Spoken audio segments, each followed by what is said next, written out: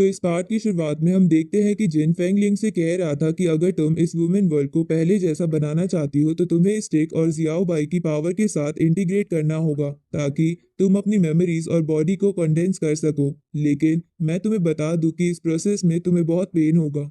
तो ये सुनकर फेंग लिंग कहती है कि मैं इसके लिए तैयार हूँ। वुमेन वर्ल्ड मेरा घर है और इसे प्रोटेक्ट करने के लिए मैं कोई भी दर्द सहने के लिए तैयार हूँ। इस पर जिन उसकी बहादुरी की तारीफ करते हुए जल्दी से प्रोसेस स्टार्ट करने को कहता है, जिसे सुनकर फेंग लिंग वहां एक फॉर्मेशन को बनाकर मैपल ट्री के बने एक शेल में चली जाती है। उसी वक्त वहां एक पोर्टल ओपन हो जाता है जिससे एक बंदा बाहर आकर जिन और लीजा के ऊपर अपना प्रेशर डालते हुए उन्हें नी डाउन होने को कहता है। तभी हमें पता चलता है कि वो बंदा शियान वर्ल्ड का एंशिएंट एम्परर था, जिसके साथ ब्लड डीमन किंग और एक सुप्रीम लेवल का कल्टीवेटर भी था। तभी वो सुप्रीम उस एंशिएंट एम्परर लेवल वाले बंदे से कहता है कि मास्टर, इन्होंने रिकवरी का प्रोसेस शुरू भी कर दिया, हमें जल्दी उसे रोकना होगा। जिस पर वो एंशिएंट एम्परर कहता है कि जब तक मैं यहाँ हूँ तुम्हें चिंता करने की कोई जरूरत नहीं है। अब वो एंशिएंट एम्परर फेंगलिंग के ऊपर कुछ स्कल्स से हमला करता है, लेकिन जिन अपने ब्लैक होल में उन सभी स्कल्स को एब्जॉर्ब करके वापस उन्हीं पर फेंकता है, जिसे वो एंशिएंट एम्परर शील्ड बनाकर रोकने की कोशिश करता है, लेकिन उसकी शील्ड ब्रेक हो जाती है। जिसके बाद जिन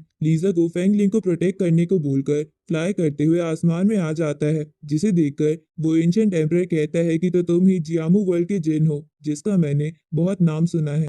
इस पर जेरो से कहता है कि तुम एक एंशिएंट एम्परर होने के बावजूद एक छोटी लड़की को रोकने के लिए आए हो, क्या तुम्हें इस बात पर शर्म नहीं आई? पर वो एंशिएंट एम्परर समझ जाता है कि जिन उन्हें बातों में फंसाकर टाइम वेस्ट कर रहा है, इसलिए वो अपने साथ वाले दोनों लोगों से कहता है कि तुम दोनों जाकर फेंगलिंग को रिकवर होने से रोको, तब तक मैं इस जिन को संभालता हूँ। तो ये सुनकर जिन स्टीलिंग टेक्निक की हेल्प से अपनी पावर को इंक्रीज करने लगता है, जिसे देखकर वो एंशिएंट एम्परर हंसते हुए कहता है कि इस वुमेन वर्ल्ड की स्पिरिचुअल एनर्जी काफी समय पहले ही खत्म हो चुकी है, इसलिए तुम यहाँ के नेचर से कुछ भी एब्जॉर्ब नहीं कर सकते। इस पर जिन उससे कहता है कि तुम भी तो बस एक क्लोन हो जिसने फोर्सफुली वुमेन वर्ल्ड के अंदर एंटर किया है, इसलिए तुम भी अपनी फुल पावर का इस्तेमाल नहीं कर सकते। तो ये सुनकर वो एंशिएंट एम्परर हंसते हुए कहता है कि मेरा एक लोन ही तुम्हारे लिए काफी है। अब वो जिन के ऊपर असुरा किलिंग फॉर्मेशन से हमला करता है, तो उस फॉर्मेशन को देखकर डिंकुन जिन से कहती है कि मास्टर, इन स्कल से बचकर रहिएगा, इनके अंदर सोल को डैमेज करने की ताकत है,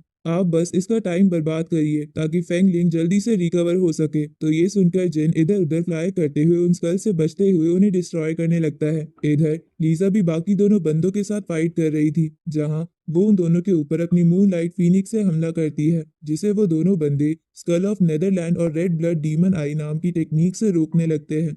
पर कुछ देर बाद लीजा का फीनिक्स डिस्ट्रॉय हो जाता है, तो ये देखकर वो दोनों बंदे लीजा को मारने के लिए उसकी तरफ बढ़ने लगते हैं, लेकिन उसी वक्त उनके ऊपर एक आइस अटैक होता है जो कि जेनी ने किया था। तो जेनी को वहां देखकर जिन चौंकते हुए उससे पूछता है कि तुम यहाँ क्या कर रही हो, जिस पर जेनी उससे कहती है कि मैं अकेली नहीं आई हूँ। तभी वहां जिन की चारों सर्वेंट भी आ जाती है, तो जिन उन चारों को वहां देखकर खुश होते हुए एम्परर स्वॉर्ड फॉर्मेशन बनाने लगता है, जहां उस फॉर्मेशन से बहुत बड़ी स्पिरिट स्वॉर्ड निकलकर उस एंशिएंट एम्परर की तरफ बढ़ने लगती है, जिसे वो अपने अटैक से रोकने की कोशिश करता है।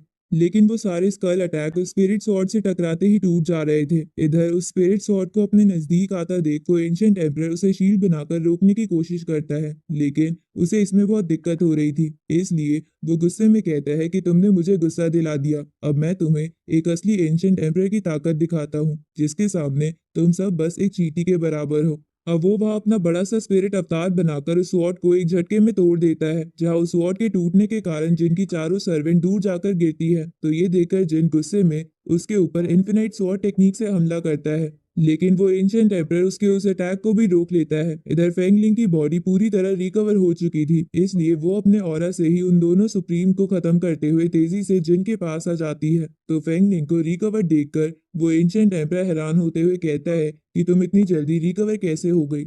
अब वो वहां से भागने लगता है, लेकिन फेंगलिंग उसे अपने एक ही अटैक में मार देती है, जिसके बाद जिन वापस लीजा और जेनी के पास आ जाता है। तभी फेंगलिंग अपनी पावर से जिन की स्पिरिचुअल एनर्जी रिकवर करते हुए कहती है कि मुझे सब कुछ याद आ गया है, और ये भी कि काइली, जो कि मेरी एक सोल पार्ट थी, वो तुम्हारी काफी अच्छी फ्रेंड थी, इसलिए अगर तुम चाहो तो मुझे उस नाम से बुला सकते हो।